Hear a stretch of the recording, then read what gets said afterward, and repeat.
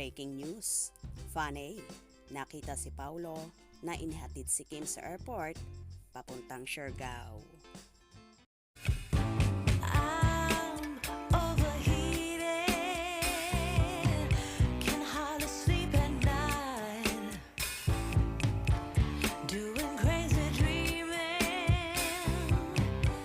You're the reason why. Hiding by the baby.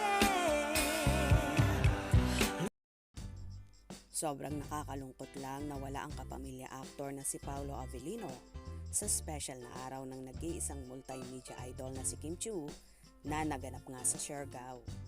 Busy kasi ang actor sa promotion ng kanilang movie with Kylie Versosa, ang Elevator, kaya naman absent siya sa kaarawan ni Kimi. Ganun pa man, naging happy naman ang dalaga sa naging selebrasyon ng kanyang kaarawan kasama ang mga kaibigang sina Bella Padilla, Angelica Panganiban at marami pang iba. Samantala, may isa namang fanay na nagsasabi na nakita daw niya si Paulo na inihatid si Kim sa airport papuntang dalaga sa Siargao. Siya daw mismo ang nakakita. Kaya malabo ang kumakalat na balita na may tampuhan ng Kim Pao at hindi na nga magle-level up pa ang kanilang relasyon ayon kay OG Diaz.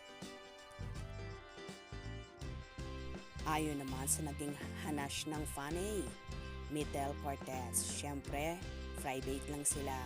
Nakita ko andon si Paulo nung sumakay sila ni Kim. Hinatid niya sa airport papuntang Siargao. Totoo kasi sinatid ni Pao si Kim sa airport patungong Siargao. Yes, kailangan lang nilang ilihim kasi maraming intriga. Base na rin sa naging comment ng fanay na ito, tila'y tinatago nga ni Kim at Paulo ang relasyon at gusto nilang maging pribado lang ang lahat. Kinakabahan naman ang ibang Kim Pao supporters na baka daw mangyari rin kay Kim ang nangyari sa ex-nobya ni Paulo na si Janine Gutierrez, kung saan ganun din ang naging sitwasyon nila na sobrang private ang relasyon. Kaya ang ending, wale, sa hiwalayan din napunta. May hiling naman ang mga tagahanga ni Kim na sana nga daw kung may relasyon na ang Kim Pao, wag daw paiiyakin or sasaktan ni Paulo si Kimi dahil isa sila sa malulungkot. Umaasa kasi ang marami, lalong higit ang kanilang supporters, na mauuwi sa totoong relasyon ang Chiu Pao na ayon naman kay OG Diaz ay malabo na raw mauwi sa ligawan ang Kim Pao dahil hindi na raw sila so sweet sa taping. Di daw kagaya noong unang taping nila na kinikilig ang lahat sa sweetness ng Chiu Pao. Ganon pa man, baka lang daw may tampuhan ang dalawa at umaasa daw si Ogie na maaayos ni Kim at Paulo ang gusot nila dahil pati siya ay malulungkot kung totoo man ito. Avid fan din kasi si Ogie ng Kim Pao. Kaya kung talagang may tampuhan ang Chiu Pao, bakit ihahatid pa ni Paulo si Kimi sa airport papuntang Siargao?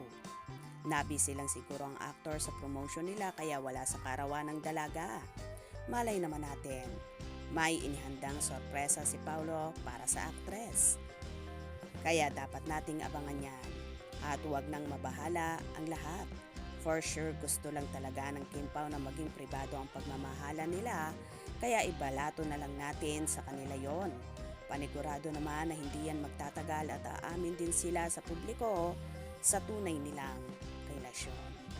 Kaya naman tumutok at huwag na huwag pahuhuli sa mga maiinit na kaganapan. Anong inyong magiging reaction sa bidyong ito? Comment below.